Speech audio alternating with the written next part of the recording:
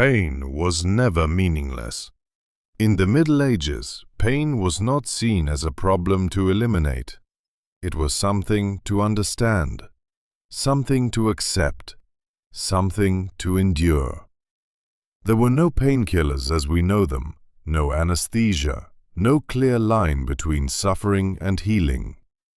Pain was a constant presence in everyday life, from birth to death. People were born in pain, they worked in pain, they died in pain, and no one expected it to be different. Pain was believed to come from God, not always as punishment, sometimes as instruction, sometimes as a test, sometimes as proof of faith. When the body hurt, it was not asking for relief, it was delivering a message. Ignoring pain was dangerous. Enduring it was virtuous. A painless life was suspicious.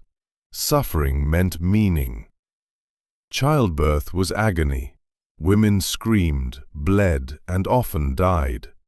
There was no attempt to reduce the pain. Pain during birth was believed to be natural, even necessary.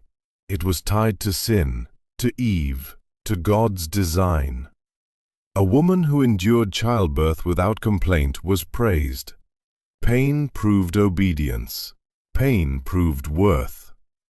Illness brought its own suffering. Fever burned the body. Infections rotted flesh. Teeth decayed until the pain became unbearable. There was no quick relief. Pain lingered. Days, weeks, months. And that endurance was expected. Pain showed humility. Complaining showed weakness. Doctors did not aim to remove pain. They aimed to restore balance. If pain increased during treatment, it meant the body was reacting. Bloodletting hurt. Purging caused cramps and collapse. Burning, cutting, and draining were common. Pain was part of the cure.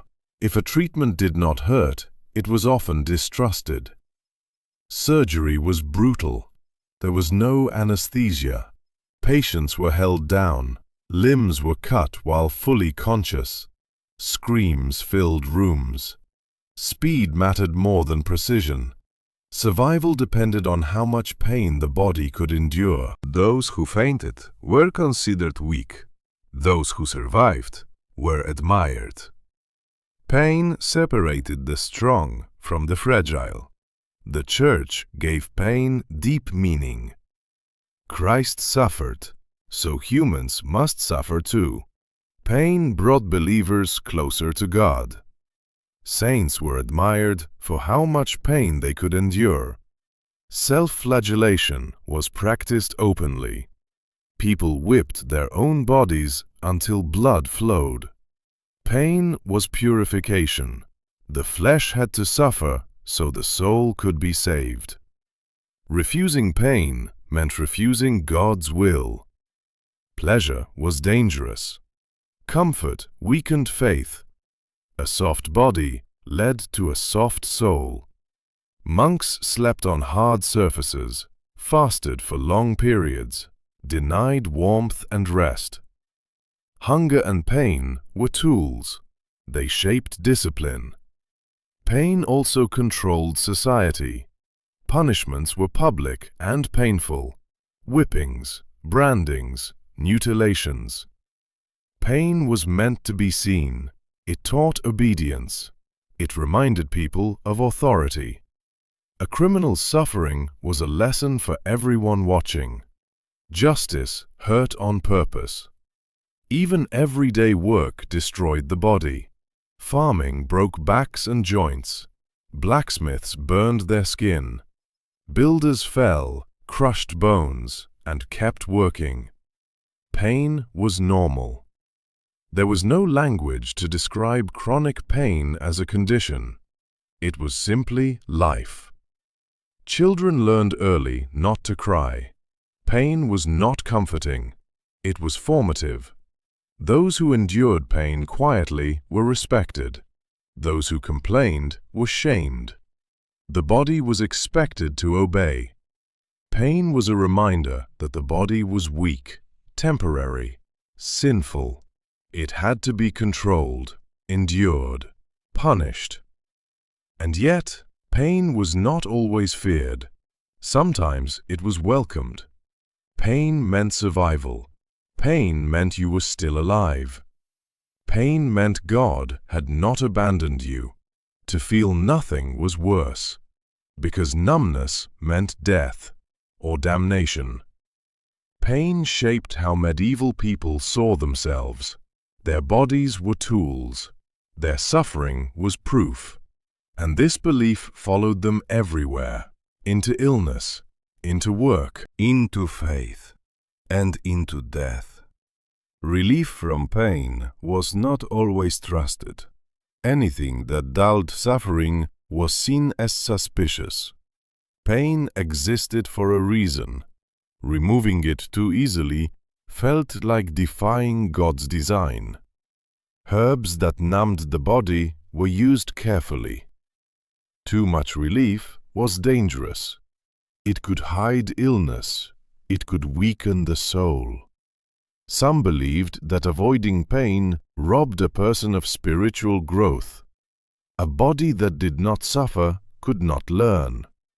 Even after death, pain did not fully disappear from belief. Many believed the soul would continue to feel suffering in purgatory. Pain after death purified what pain in life had not. The fear of eternal suffering gave earthly pain meaning. Better to suffer now than forever. This belief made endurance a form of preparation. Public executions were built around pain. Hanging, burning, breaking. These deaths were slow on purpose. Pain was part of justice. It showed the power of law and divine order. The crowd watched, not in silence. Pain was spectacle, a reminder of consequence. Medicine never separated pain from morality. If someone endured pain quietly, they were seen as virtuous. If they screamed, they were weak. Silence was strength. Noise was shame. Children learned this early. Pain was not something to talk about. It was something to carry. There was no concept of emotional pain as separate from physical suffering. Grief hurt the body. Fear caused illness. Despair weakened flesh. The body and soul were one. Suffering moved freely between them. As life went on, bodies wore down. Pain accumulated. There was no expectation of comfort in old age. Only decline. Only endurance. Those who survived into later years were admired not for health, but for tolerance. They had endured enough. Near death, pain was expected. Dying without pain was rare and unsettling. A peaceful death raised questions. Had the soul truly been tested? Had enough suffering occurred? Last rites mattered more than comfort. Preparation for death mattered more than relief. Pain was not an enemy. It was a companion, a guide, a judge. It measured faith, obedience, and strength.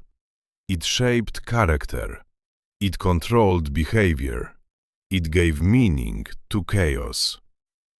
The Middle Ages did not try to escape pain. They built a world around it. A world where suffering was normal, necessary, virtuous. Only centuries later would pain become something to fight, something to reduce, something to treat. Until then, pain was endured because it was believed to be part of being human, part of being faithful, part of being alive.